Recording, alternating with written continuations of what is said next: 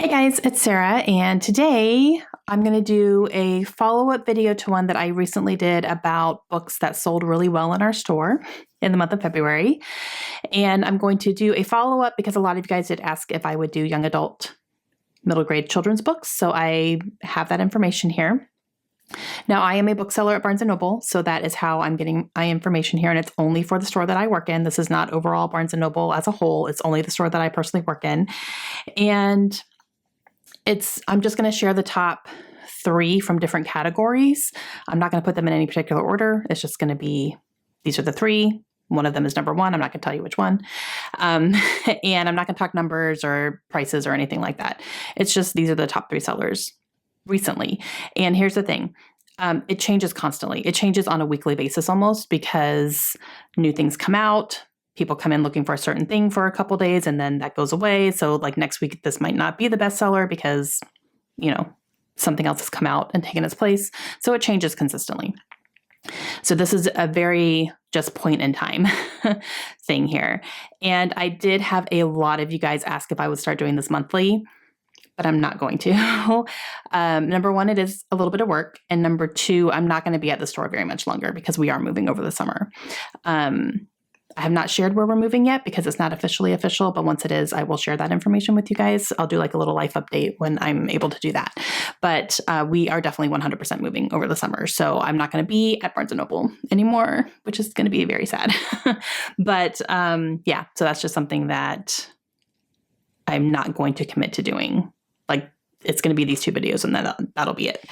But children's. Okay, so we're going to do young adult. I will do fiction and sci-fi fantasy in young adult.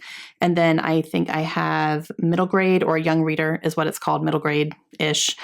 I will do that one. And then I have children's hardcover as well. And then I will throw in a couple little nonfiction at the end as well. Okay, let's start with young adult. So for fiction, this is, like contemporary books set in today's world. So one of them is If I Only Had Told Her by Laura Nolan. Now, this one is a sequel. It is. Yeah, If He Had Been With Me. If He Had Been With Me. That's the first book. And so the second one is If Only I Had Told Her. Okay, I don't know what this book series is about. I feel like it's a romance, technically. But it sells really well. Both books. People come in for it all the time. Okay, another one is The Girls I've Been by Tess Sharp. So this one is the $5 cafe book, I believe, right now. So if you buy anything in the cafe, you can get that book for $5. And it's doing pretty good. Obviously, it's in one of our top bestsellers for young adult fiction. And I feel like this is more of like a mystery / thriller type of book. And so it's selling good. And another one for fiction that is making a comeback actually is One of Us is Lying by Karen M. McManus. This is an older release. This one has been out for quite a while. So I don't know if there's an adaptation coming or it's just starting to go around again, where it's getting spread again. But a lot of people are coming in and looking for this one and then seeing like she has almost half a shelf of books because she's written a lot. And this is the first book in a series, actually. And so we have, the whole series sitting there too. But I have read this one. I really liked it when I read it. I haven't gone back and read any more of her books, but it was pretty good. Okay, so that's for fiction. So let's go into young adult sci-fi fantasy. So one that is selling really well right now, which is no surprise, is The Prisoner's Throne by Holly Black, because this is the newest Holly Black book. People are coming in and looking for it. This is part of her, what's it called? Elfham, which is, I think, the world that The Cruel Prince is set in. It's like a little bit of a spinoff of that. And so that's selling really well. No surprise. And then the other 2 are actually by the same author, which is interesting. So Caraval by Stephanie Garber is selling really well again. And we just keep getting stacks of them and they keep flying out. And I'm like, okay. I loved Caraval. I gave that book 5 stars. I liked the whole series, but the first one was fantastic. And then the other one is Once Upon a Broken Heart by Stephanie Garber as well, which is the first book in a second series that she wrote, which I have not read yet, but I really do want to. I have the first 2 books, and yeah, so that was interesting that like the top 3, 2 of them were hers. So I don't know what's going around as far as that goes, where some of her books are getting some more attention and gaining some popularity again. But I'm really happy because I did really like Caraval series, and I do want to read her newer one as well. So yeah. Okay, now let's do the young readers, which is like middle grade-ish type.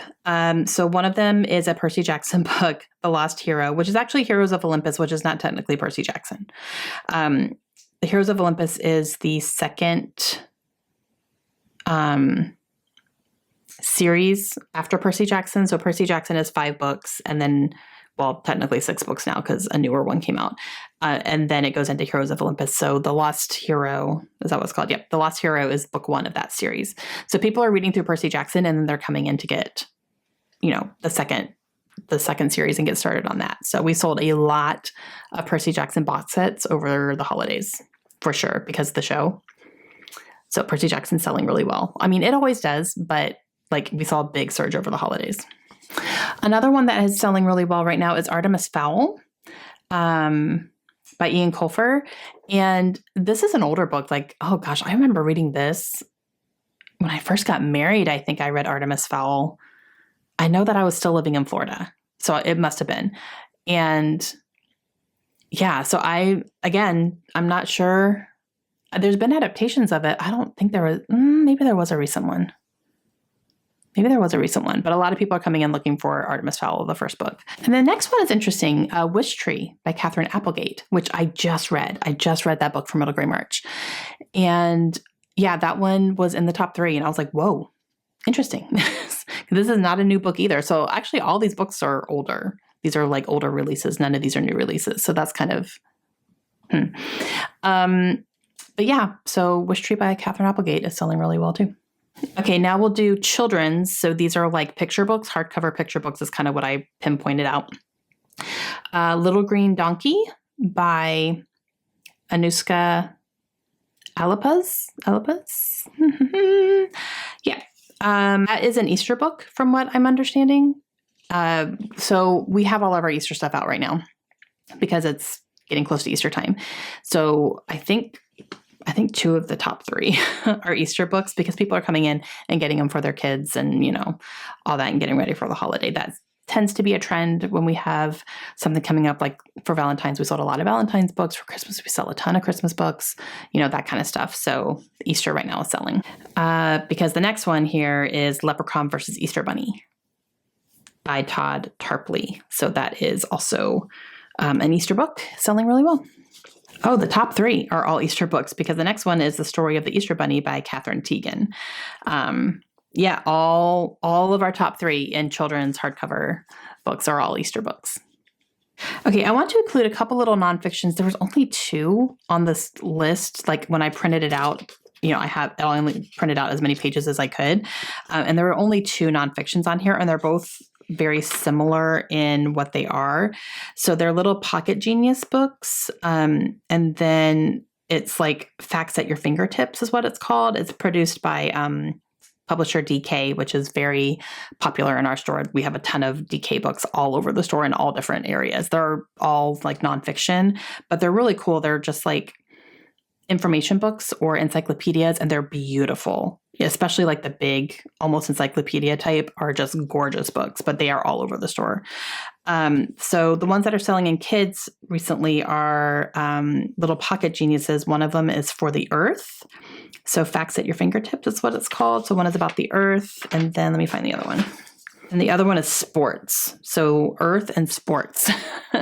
Little pocket genius books for kids. That's what are the top 2 nonfiction seller in our kids departments.